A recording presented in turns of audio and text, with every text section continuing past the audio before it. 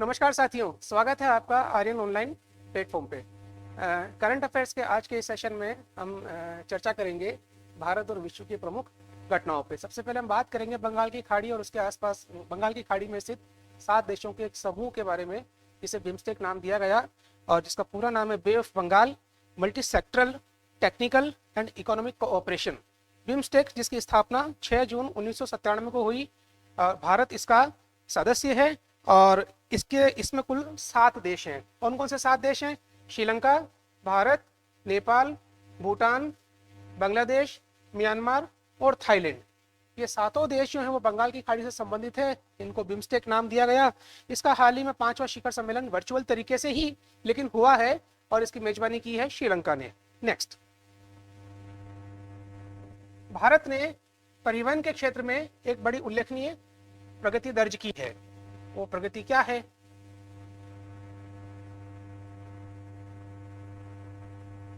National waterways now in operation. Bharat का जो राष्ट्रीय जलमार्ग जो परिवहन है वो शुरुआत इसकी अच्छे तरीके से हो चुकी है। भारत में कुल 13 जलमार्ग हैं परिवहन से संबंधित, और अभी हाल ही में भारत ने लाल बहादुर शास्त्री नामक मालवाहक जहाज को पटना के गाय घाट से आसाम के पांडु घाट तक रवाना किया है। 2350 किलोमीटर की इस लंबी यात्रा में उसने मध्य में बांग्लादेश देश को भी क्रॉस किया है। इस पूरी यात्रा के अंदर उसने 3 नेशनल वाटरवेज का उपयोग किया है। उसमें नंबर 1 जिसका संबंध गंगा नदी से है, नंबर 2 जिसका संबंध ब्रह्मपुत्र नदी से है, और 97 वाटरवेज नंबर 97 जिसका संबंध सुंदरबन से है। इन तीनों मार्ग का उपयोग करते हुए लाल बहादुर शास्त्री मालवाहक जहाज पटना से आसाम तक पहुंचा। ये भारत की एक बड़ी उपलब्धि है। याद रखेंगे भाइयों कि भारत में कुल कितने जलमार्ग हैं। तो एक्टिव जलमार्ग अभी आज की तारीख में भारत में कुल 13 हैं। नेक्स्ट, स्यालबाड़ संधि। स्यालबाड़ संधि ये आर्कटिक प्रदेश से संबंधित है। स्यालबाड़ एक आइलैंड है जो यूरोप का उत्तरी देश नॉर्वे और उसके उत्तर में आर्कटिक सागर और नॉर्वे के बीच में एक द्वीप है जिसे नाम दिया गया स्यालबाड़। 1920 की बात है। फ्रांस की राजधानी पेरिस में एक संधि हुई थी, एक समझौता हुआ था जिसमें विश्व के 13 देशों ने उत्तरी आर्कटिक परिषद में अपने आप को शामिल किया और उस संधि का या उस का नाम दिया गया स्यालबाड़ संधि। भारत भी इसका मेंबर है। 1920 में भारत इसका मेंबर बन चुका था और भारत ने अभी हाल ही में अपनी उत्तर ध्रुवीय आर्कटिक नीति की घोषणा की है। उत्तर ध्रुवीय आर्कटिक नीति की घोषणा की है। ये नीति उसने 17 मार्च 2022 को घोषित की है और इस नीति का जो शीर्षक भारत ने रखा है वो है सतत विकास के लिए एक साझेदारी का निर्माण। सतत विकास के लिए एक साझेदारी का निर्माण। तो भारत ने अपनी उत्तर ध्रुवीय आर्कटिक नीति की घोषणा की है और इस आर्कटिक परिषद में विश्व के कुल 13 देश शामिल हैं। भारत ने अब तक 13 ही अभियान सफलतापूर्वक आर्कटिक प्रदेश में संपन्न किए हैं। एशिया के 4 देश इस परिषद में शामिल हैं, उसमें भारत, चीन, दक्षिण कोरिया और जापान है। नेक्स्ट, प्रधानमंत्री युवा योजना, बड़ी महत्वाकांक्षी योजना। 30 वर्ष से कम उम्र के साहित्यकारों को, जिसमें 22 तो भाषाएं जो अपनी पाठ्य अनुसूची में है प्लस एक इंग्लिश में जो लिटरेचर लिखेगा उसे पुरस्कार दिया जाएगा। यह प्रधानमंत्री युवा योजना का उद्देश्य है और इसकी घोषणा की गई थी, शुरुआत की गई थी 29 मई 2021 को। हाल ही में 5 राज्यों में विधानसभा चुनाव संपन्न हुए हैं। उत्तर प्रदेश, उत्तराखंड, गोवा, मणिपुर और पंजाब। पंजाब को छोड़कर बाकी के 4 राज्यों में भारतीय जनता पार्टी ने सरकार बनाई है और पंजाब में आम आदमी पार्टी ने सरकार बनाई है। भारतीय राजनीति के अंदर एक बहुत बड़ा ये परिवर्तन देखने को मिल रहा है कि आम आदमी पार्टी जो एक अर्ध राज्य में सरकार चला रही थी, पहली बार किसी पूर्ण राज्य की सरकार वो चलाने का उसे सौभाग्य प्राप्त हुआ है। नॉर्थ ईस्ट स्टेट्स, आसाम और आसाम से लगते हुए अन्य राज्य मेघालय, मिजोरम, नागालैंड और अरुणाचल प्रदेश, इन 4 राज्यों के साथ असम का सीमा विवाद है। अभी हाल ही में दिल्ली में गृह मंत्री माननीय अमित शाह जी की मध्यस्थता से, अध्यक्षता से आसाम और मेघालय के बीच में सीमा विवाद को कुछ हल निकाला गया है। 12 बिंदुओं में से 6 बिंदुओं में आम सहमति मिल गई है और बाकी के बिंदुओं पर भी आम सहमति जल्दी होने की संभावना है। 1972 में मेघालय आसाम से अलग हुआ था, यह ऐतिहासिक घटना है। 12 से 14 वर्ष के टीकाकरण कोविड का 3 जनवरी 2022 से स्टार्ट हुआ था और सामूहिक टीकाकरण साथियों, मैंने आपको पुराने सेशन में बताया था कि यह 16 जनवरी 2021 में शुरू हुआ था। भारत 2025 तक अपने आप को क्षय मुक्त देश घोषित करेगा, यह लक्ष्य केंद्र सरकार ने रखा है। फेलिसिट एल, फेलिसिट एल ये क्या है? एक जहाज है, ये जर्मनी से अमेरिका जा रहा था अटलांटिक महासागर से होते हुए, और इसमें 4000 लग्जरी कारें थी और ये जहाज डूब गया और इतना बड़ा आर्थिक नुकसान हुआ। अब अटलांटिक महासागर जो है विश्व का एस आकृति का वो महासागर है जिसमें मध्य अटलांटिक कटक बड़ा फेमस है, इसी में बरमुडा ट्रायंगल है, और यही महासागर है जिसमें जो चलने वाली पछुआ हवाएं हैं, गरजती 40, प्रचंड 50, चीखती 60 बड़ी प्रसिद्ध है। नेक्स्ट, सिंधु जल संधि समझौता। साथियों, भारत और पाकिस्तान के बीच में सिंधु नदी से संबंधित एक संधि हुई है और यह संधि हुई थी 1960 में।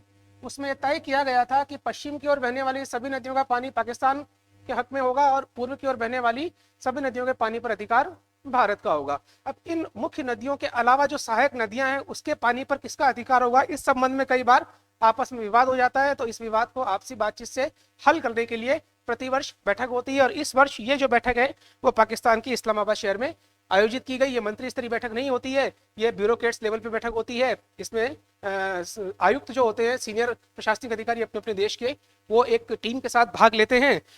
भारत में जो सिंधु नदी बहती हुई पाकिस्तान में जाती है उसमें उसकी सहायक नदियों में चिनाब, झेलम,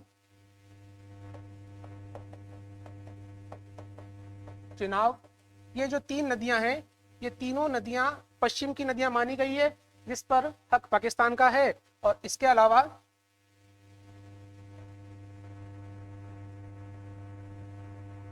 रावी,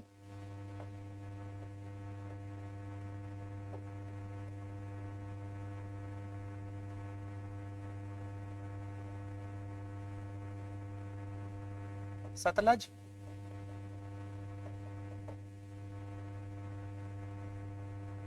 और ब्यास। ये जो पश्चिम की ओर पूर्व की ओर बहने वाली नदियां रावी, सतलज और ब्यास, इस पर भारत का हक है। FATF, financial action task force, FATF बड़ा भयभीत रहता है पाकिस्तान, क्योंकि FATF में उन देशों को रखा जाता है जिस पर एक्शन लेना हो या उन देशों को रखा जाता है जिस पर निगरानी रखनी हो, या कुछ देशों को इससे फ्री रखा जाता है, उसको आराम से आर्थिक सहायता उपलब्ध हो जाती है। तो FATF जो है इसकी स्थापना हुई थी 1989 में। इसका मुख्यालय पेरिस में है। वित्तीय कार्यवाही कार्यबल कहलाता है ये, financial action task force. Black listed जो इसमें देश खाते हैं उसमें एक तो उत्तरी कोरिया और एक ईरान है जो पूरी तरह से ब्लैक लिस्टेड है, उन्हें किसी भी प्रकार की कोई आर्थिक मदद नहीं मिल सकती। और ग्रे लिस्ट में अभी हाल ही में पाकिस्तान को बाहर निकालने की बात हुई थी और इसी आशा के साथ उसने हाफिज सईद को सजा का भी ऐलान किया था ताकि उसको कुछ पॉजिटिव रेस्पॉन्स मिले FATF की तरफ से, लेकिन फिर भी FATF ने पाकिस्तान को ग्रे लिस्ट से बाहर नहीं निकाला। भारत 2010 से FATF का सदस्य रहा है। जापान के प्रधानमंत्री फूमियो किशिदा की भारत यात्रा मार्च 2022 में उन्होंने ये यात्रा की है। मार्च का महीना आप ध्यान रखेंगे भाइयों, प्रश्न इस तरीके से आ सकता है कि मार्च 2022 में किस देश के राष्ट्राध्यक्ष ने भारत की यात्रा की है, तो जापान के प्रधानमंत्री ने। भारत और ऑस्ट्रेलिया के बीच में शिखर वार्ता हुई है, वर्चुअल तरीके से ही सही लेकिन हुई है, और इस शिखर वार्ता में ऑस्ट्रेलिया ने जो भारत की प्राचीन पुरातात्विक सामग्री है उन्हें वापस भारत को लौटाने का निर्णय किया है और उसे लौटा भी दिया है। आपसी संबंधों को सकारात्मक दिशा की ओर ले जाने की ऑस्ट्रेलिया की यह बहुत अच्छी पहल मानी गई। भारत और सऊदी अरब विश्व में सबसे ज्यादा हथियार खरीदने वाले देश हैं और अमेरिका जो है वो विश्व में सबसे ज्यादा हथियार बेचने वाला देश है। कोलंबो सुरक्षा कॉन्क्लेव, ये एक क्षेत्रीय सुरक्षा से संबंधित एक कॉन्क्लेव बना हुआ है इसकी मीटिंग्स होती है। इसमें भारत, श्रीलंका और मालदीव 3 देश शामिल हैं और इस वर्ष इसमें चौथा देश मॉरिशस भी शामिल हुआ है।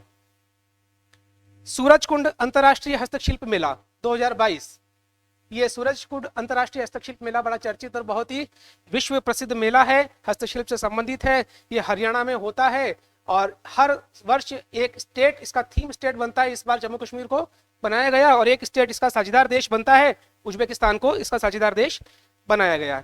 हाल ही में भारत ने एक पड़ोसी देश को ब्रह्मोस मिसाइल बेचने का निर्णय लिया है, उस देश का नाम है फिलीपींस। भारत में कई सारे महोत्सव होते हैं, लाल किला महोत्सव, ताज महोत्सव, सिंधु महोत्सव, लद्दाख महोत्सव, कई सारे महोत्सव होते हैं। इन सभी महोत्सव में किस महोत्सव का नाम भारत भाग्य विधाता रखा गया?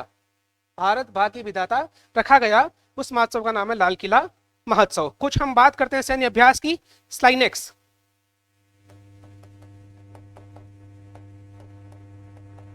स्लाइनेक्स ये सैन्य अभ्यास जो है वो भारत और श्रीलंका की संयुक्त नौसैनिक अभ्यास रहा है और ये 2022 में हुआ है। धर्म गार्जियन,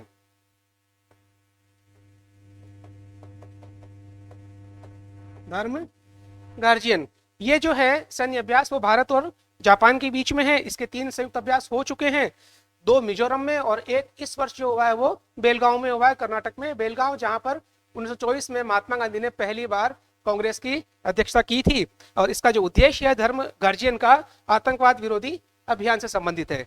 दस्तालिक थर्ड,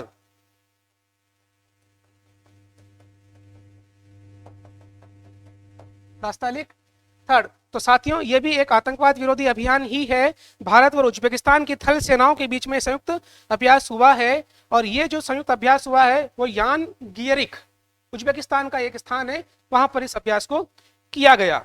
लमातिये ये भारत और सेशेल्स के बीच में किया गया सैन्य अभ्यास है द्विपक्षीय संबंधों को मजबूत करने के लिए। वरुण 2022 भारत और फ्रांस का नौसैनिक अभ्यास है जो हमेशा रूटीन में होता है। मातृत्व स्वास्थ्य में उल्लेखनीय सुधार, इस बार के जो आंकड़े हैं वो बड़े सकारात्मक हैं। मानव विकास सूचकांक की दृष्टि से हमारा ये पक्ष काफी कमजोर रहा है, लेकिन इस बार हमने इसे सुधार करने की पूरी कोशिश की और हमने इसमें सफलता भी प्राप्त की है। सतत विकास लक्ष्य हासिल कर लेने वाले राज्यों की संख्या जो पहले 5 थी वो बढ़कर अब हो गई है 7। सबसे नंबर 1 पे जो स्टेट आता है इसमें केरल, 2nd नंबर पे महाराष्ट्र, 3rd नंबर पे तेलंगाना, 4th नंबर पे आता है इसमें तमिलनाडु, 5th नंबर पे आंध्र प्रदेश, 6th नंबर पे झारखंड और 7वें नंबर पे आता है गुजरात। भारत का मात्र मृत्यु जो अनुपात है वो 103 है, राजस्थान का 141 है, केरल का हाईएस्ट 30 है। यहाँ हाईएस्ट का मतलब ये है कि प्रति 1 लाख जीवित बच्चों में से 30 बच्चे ही केरल में मरते हैं, जिसमें राजस्थान में 141 बच्चे मरते हैं और आसाम में सबसे ज्यादा पूरे देश में सबसे बुरा है 205। तो भारत ने जो लक्ष्य रखा है मातृ मृत्यु दर अनुपात का वो 70 का रखा है और इस दिशा में भारत लगातार आगे बढ़ रहा है। विश्व का सबसे ऊंचा पुल चेनाब नदी पर बन रहा है भाई। बाफ्टा फिल्म अवार्ड मिला है 75वां, उस फिल्म का नाम है the power of the God. Bharat ने अपने यूक्रेनी दूतावास को पोलैंड में शिफ्ट किया है। हम जानते हैं रूस और यूक्रेन के बीच में जबरदस्त युद्ध चल रहा है सुरक्षात्मक कारणों से। भारत के महामहिम राष्ट्रपति ने महिला उद्यमों के स्टार्टअप प्लान के लिए एक योजना लॉन्च की है और उस योजना का नाम है हर स्टार्ट। तो कैसा लगा आपको आज का हमारा सेशन? हम बात करेंगे और राजस्थान के बजट के संदर्भ में हम विस्तार से चर्चा करेंगे। इन शॉर्ट में आपको बता देता हूं कि ये राजस्थान का पहला बजट था जिसमें कृषि बजट को आम बजट से अलग किया गया और अलग से कृषि बजट पेश किया गया। जेंडर आधारित बजट भी राजस्थान में पहली बार पेश हुआ था, जो आम बजट से अलग हुआ था। वो वसुंधरा राजे सरकार के समय की बात है ये। और जनवरी 2004 से पहले नियुक्त जितने भी के बाद नियुक्त जितने भी कर्मचारी हैं उन्हें पुरानी पेंशन योजना का लाभ दिया जाएगा। और ये जो बजट सेशन रहा है, इस बजट सेशन में कुल प्रस्तावित व्यय, पूंजीगत व्यय, राजस्व व्यय, जितने भी प्रकार की चीजें हैं, फिस्कल डिफिसिट, वो हम विस्तार से बजट सेशन में चर्चा करेंगे। तो आप सब्सक्राइब करना मत भूलिए, बेल आइकन दबाइए ताकि आपको रोजाना नए नए करंट अफेयर से संबंधित जानकारी मिल सके। हम बहुत ही जल्द अपना सारा कोर्स, सभी प्रकार के कोर्स अपने ऐप पर डालने जा रहे हैं। प्रक्रिया शुरू कर दी गई है। हमारी तकनीकी टीम के द्वारा साउंड की जो समस्या आ रही थी उसे भी ठीक करने का एक प्रयास किया है। हमने पुराने अपने वीडियोस में कंटेंट्स सबने बहुत तारीफ की है, लेकिन साउंड की वजह से उन्हें सुनने में थोड़ी परेशानी हुई थी। इस परेशानी को दूर करने का हमने इस बार प्रयास किया है। तो आप बताइएगा कि ये जो सेशन रहा है वो क्वालिटी की दृष्टि से और कंटेंट की दृष्टि से कैसा है। Thank you.